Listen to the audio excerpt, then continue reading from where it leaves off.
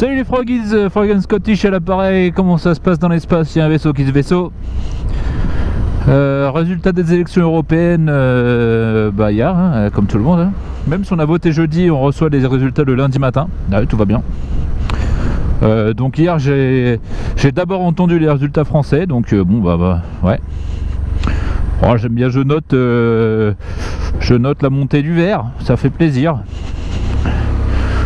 Mais bon, le problème ici au Royaume-Uni, hein, voilà, Royaume-Uni, le Brexit Party qui gagne ces élections. Il n'y a pas à dire, hein, les mecs sur une politique, ils ont un seul truc à dire, c'est nous on veut Brexit, on veut no deal Brexit, on se dégage.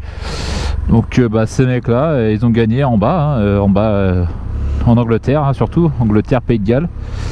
Irlande du Nord, j'ai pas vu les résultats Irlande du Nord, mais ouais, donc voilà l'état du Royaume-Uni. Donc c'est une couleur bleu ciel, hein, pour ceux qui regarderont des cartes bientôt, mais comme d'habitude ici en Écosse on a voté pour rester dans l'UE. Donc le SNP a gagné, écrasé la compétition, littéralement écrasé la compétition. Il y avait pas eu de répit, pas de trêve, voilà. Hein. Ils leur ont mis la fièvre, comme dirait l'autre, pendant des heures et des heures, c'est ça. Ouais, donc le SNP a gagné l'élection. Donc une troisième fois de suite, les Écossais ont dit qu'ils voulaient rester dans l'UE. Donc la première fois, c'était quand? C'était en 2014, quand on a voté l'indépendance de l'Écosse. On nous avait dit à l'époque, c'est en restant dans le Royaume-Uni que vous resterez dans l'UE. Si vous sortez du Royaume-Uni, vous sortez de l'UE. Donc ça a fait dire à beaucoup d'Écossais, nous on veut rester dans l'UE, donc même si c'était des conneries.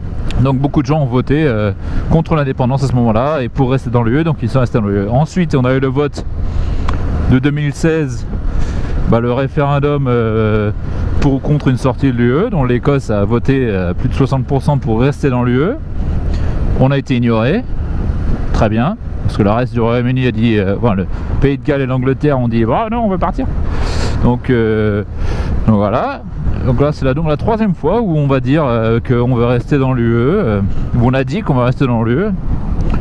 Donc le résultat, qu'est-ce que ça veut dire? Ça veut dire qu'on va avoir droit à un vote indépendance. Attention, hein, je vous le dis. Ça va plus tarder, là bientôt, on va se prendre une date, on va se prendre tout ça. Et le seul truc, c'est même si Westminster ils disent rien ou ils disent non, je pense que la faculté à des êtres humains à s'autodéterminer prévaut, j'ai envie de te dire. On va pas faire comme les Catalans où malheureusement les mecs ont voté pour leur indépendance et les Espagnols ils les ont arrêtés et mis en prison.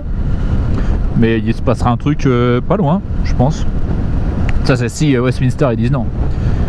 Entre temps, qu'est-ce qui se passe? Entre temps, il peut se passer qu'on se récupère un nouveau Premier ministre pour lequel on n'aura pas voté. Un mec qui va être nommé comme Premier ministre, on imagine un Boris, un petit Boris Johnson.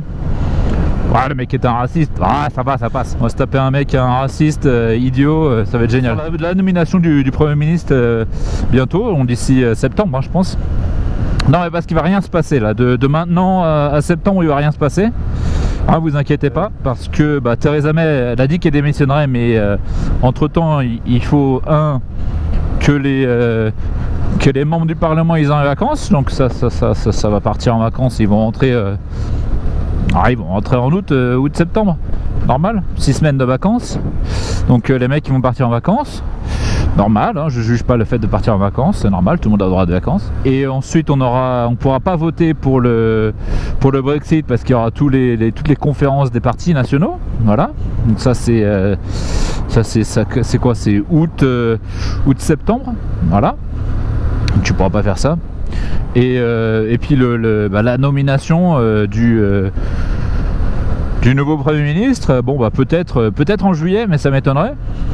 Ou sinon après, mais ça lui laissera à ce Premier ministre probablement Boris J, ça lui laissera quoi, un mois pour gérer le Brexit. Mais lui son truc ça va être direct, on fait no deal, on dégage, on fait pas de deal, on s'arrache, parce que c'est ça qu'ils veulent, eux ils veulent ça. Ou sinon on aura droit à une élection pour un nouveau Premier ministre qui, au bout du résultat d'hier, ce sera Nigel. ce serait vraiment un truc de ouf, hein. Si Nigel passait au pouvoir, là je peux vous dire que ce serait Trump x10, hein. Ah, on fait x10. Oh, on fait x10 sur le Trump là. Si. Ah, au moins.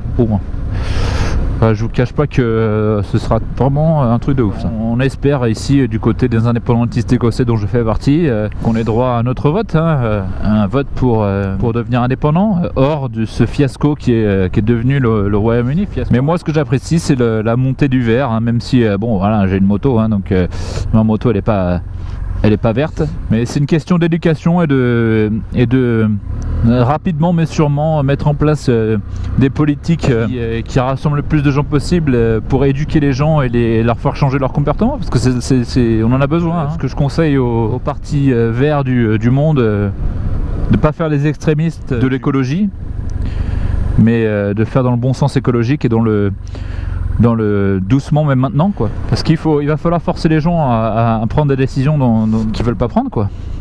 Il va falloir leur dire écoutez les gars, les meufs, dans les RER, la banlieue c'est pas rose, la banlieue c'est morose. Ouais. C'est une histoire de comportement qu'il faut faire changer rapidement. Et il faut des politiques, des politiciens et des politiques courageuses mais malines pour que le maximum de gens soient au fait et heureux de se mettre au point, quoi. Et pas que ici, hein, déjà au niveau de l'Europe ce sera bien aussi au niveau global, hein. Même si les Chinois ils ont commencé à bien faire le taf, ce serait bien qu'aux États-Unis, en Inde, tout ça, les mecs qui commencent, moi je pense que les Indiens ils ont commencé à voir comment ça se passait, hein. Donc on en est là, hein, le lendemain d'élection. Un peu chafouin sur l'étendue du Brexit, mais vous voyez, j'ai réalisé pendant la journée qu'en fait le parti du Brexit ils n'ont pas gagné grand chose en fait, parce qu'ils ont récupéré toutes les voix du UKIP, quasiment toutes les voix du UKIP, et que les partis traditionnels comme le Labour et les conservateurs, eux ils ont perdu les voix. Donc c'est ces voix-là qui se sont reposées sur le parti de Brexit, et ça a l'air vraiment impressionnant parce que les mecs ils ont gagné quoi, 34%, je crois que c'est au Pays de Galles, les mecs ils ont gagné 34% des voix, ils partent de 0, ça va plus 34, mais c'est normal qu'ils partent de 0 parce que c'est un nouveau parti, le parti commençait, en fait c'est un trompe-l'œil, j'ai envie de te dire, parce que si tu regardes en même temps les voix du UKIP, les voix du UKIP descendent par les toilettes, ça coule de source, j'ai envie de te dire. Ces mecs là, leur but dans la vie c'est de sortir de l'Europe, quoi.